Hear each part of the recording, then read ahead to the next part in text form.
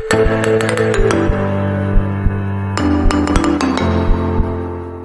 guys, நான் doctor Ranjan பேசுறேன்.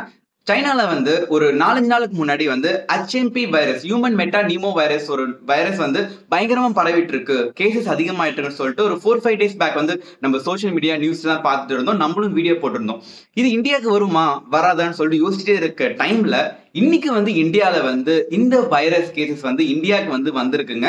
So இந்தியாவுக்கு வந்தது பாத்தீங்கன்னா மொத்தம் இன்னைக்கு மட்டுமே வந்து 5 பேர் கிட்டக்க கேஸ் வந்து கண்டுபிடிக்கப்பட்டது. இதுல வந்து பாத்தீங்கன்னா 2 பேர் வந்து பெங்களூர், இன்னொரு குழந்தை வந்து குஜராத், இன்னொரு 2 பேர் வந்து சென்னை. ஸோ தமிழ்நாட்டிலுமே வந்து இந்த HMP வைரஸ் நோய் வந்து வந்திருக்கு. இதுல பாதிக்கப்பட்டவங்க யாருன்னு பாத்தீங்கன்னா எல்லாருமே வந்து குழந்தைங்க. சோ இந்த வைரஸ் யாரை தாக்குதுன்னு பாத்தீங்கன்னா மெயினா குழந்தைங்க. சோ 15 வயசுக்குள்ள குழந்தைங்களை தான் மெயினா தாக்கும். அப்புறம் வயசானவங்க அதிகமா தாக்கும். இன்னொன்னு யாருக்கெல்லாம் அந்த எதிர்ப்பு சக்தி கம்மியா இருக்கும், இம்யூனோ காம்ப்ரமைஸ் பேஷண்ட், அவங்க எல்லாம் இந்த வைரஸ் நோயால வந்து பாதிப்பு அதிகமா இருக்கு. அப்புறம் பிரெக்னன்ட் உமன். சோ இவங்களுக்கு எல்லாம் வந்து பாத்தீங்கன்னா ரொம்ப ரொம்ப பாதுகாப்பா இருக்கணும். சோ இவங்க குழந்தைக்கு வந்து பாத்தீங்கன்னா 3 வயசு இல்ல 8 மாசம் 3 மாசம் குழந்தைங்க. சோ மாச கணக்குங்க, 3 மாசம் 8 மாசம் குழந்தைங்கலாம் இந்த நோயால பாதிப்புல ஈடுபட்டிருக்காங்க.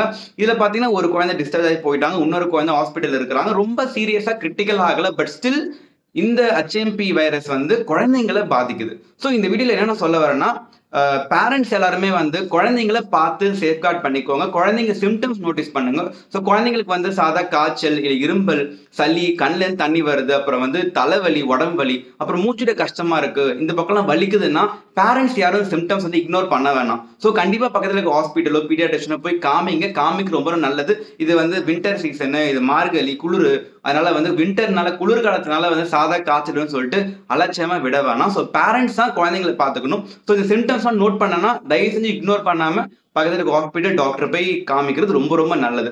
ஸோ இந்த வீடியோல என்ன சொல்றதுன்னா, இந்தியாவுக்கு இந்த கேஸ் வந்துட்டு சென்னையிலுமே 2 பேர் பாதிக்கப்பட்டிருக்காங்க. பாதிக்கப்படுற எல்லாமே இந்த வைரஸ் நோய் பாத்தீங்கன்னா குழந்தைங்க. மேபி பெரியவங்களுக்கு வந்து இம்யூனிட்டி இருக்கும்னு சொல்றாங்க. பட் ஆனால் எப்படி உண்மை, எந்த அளவுக்கு கேஸ் பரவும், ஸ்ப்ரெட் ஆகுமான்னு தெரியல. அண்ட் ப்ரிவென்ட் பண்றது தயவு செஞ்சு மாஸ்க் வேர் பண்ணுங்க. எஸ்பெஷலி கிரௌடட் பிளேஸ் போறப்ப மாஸ்க் போடுங்க. பப்ளிக் டிரான்ஸ்போர்ட் யூஸ் பண்றப்ப இந்த லோக்கல் பஸ், லோக்கல் ட்ரெயின், எதுவாக இருந்தாலும் எங்கெங்கெல்லாம் கிரௌடட் கும்பல் கூடுதோ அங்க நீங்க முகக்கவசம் போட்டே ஆகணும். மாஸ்க் போடுங்க. கிரௌடட் பிளேஸ் அவாய்ட் பண்ண பாருங்க.